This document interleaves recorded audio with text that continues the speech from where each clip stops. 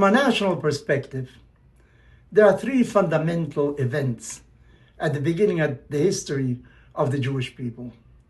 First was Egyptian slavery and its departure from that place, because it created the basic roots for the formation of a people, a common history experienced by all, suffering but experienced by all. Second, the time of receiving the Torah, the law at Mount Sinai, because there they obtained a kind of constitution, laws, regulations that will govern the people. And third, of course, the conquest of the Promised Land, because there they would be able to develop freely, even though they would be later expelled.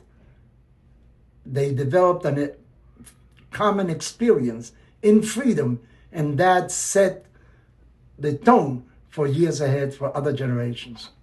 From the social and familial, even personal point of view, the story of Joseph's sale into slavery that I bring to mind all the time describes the intrigues and jealousies, quarrels, and conflicts that can arise in the midst of the basic unity of society, which is the family. The Bible does not present its heroes as perfect beings. The only perfect being is God. Human beings have weaknesses, they're faults, and they're often overcome by undue desires and appetites. Since we all know this biblical account, I will not repeat it. I spoke about it many a time. Joseph is sold into slavery, but thanks to his intelligence and leadership skills, after interpreting the Pharaoh's dreams, he becomes the second most powerful being in the Egyptian empire.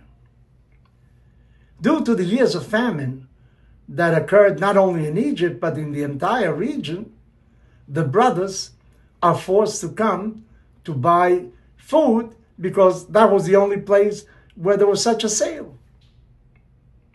Well, they have to face Joseph because Joseph is the one that dispenses everything. But after several episodes, Joseph reveals to his brothers who he really is, because there was always an interpreter present when they came before him, even though he understood them very well, but they did not know who he was. And eventually, he tells them who he is, and he assures them that was really God's intention. God arranged it that way so that he should come to Egypt and be able to feed the family so they should not die because of the famine. Why did Joseph reveal his identity?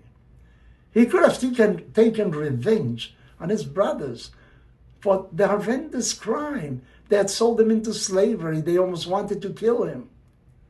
The late Rabbi Aaron Lichtenstein, brilliant man, whom I met during his studies at Yeshiva University, and he was a son-in-law of my teacher, Harav Yosef Dov Levi Soloveitchik, suggests that at that time, Joseph recognizes that power is not everything.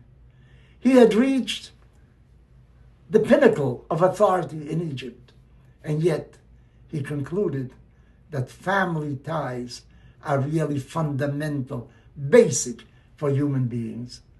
Power offers authority, strength, wealth, but it also has its negative parts.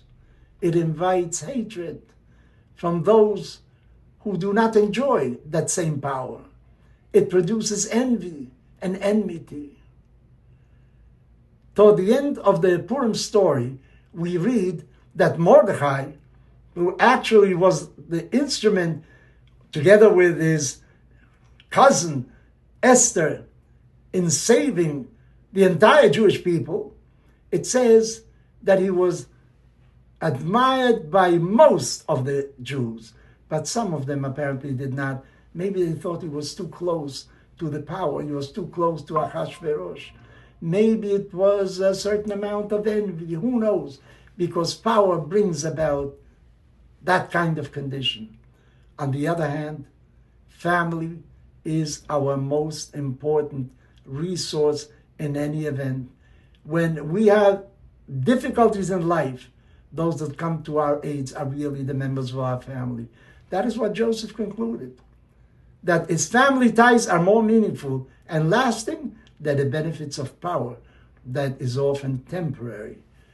And within every family, there are difficulties, but there's also brotherhood. There may be rivalry, envy, but eventually the understanding is the one that comes to the fore, because blood is thicker. It unites the member of the families, and it's a very strong bond. What can we learn? The fundamental basis of each and every one is their family. It'll always be your support. And if you sometimes have differences, even conflicts within the family, you should remember they will be temporary. Eventually they will be solved.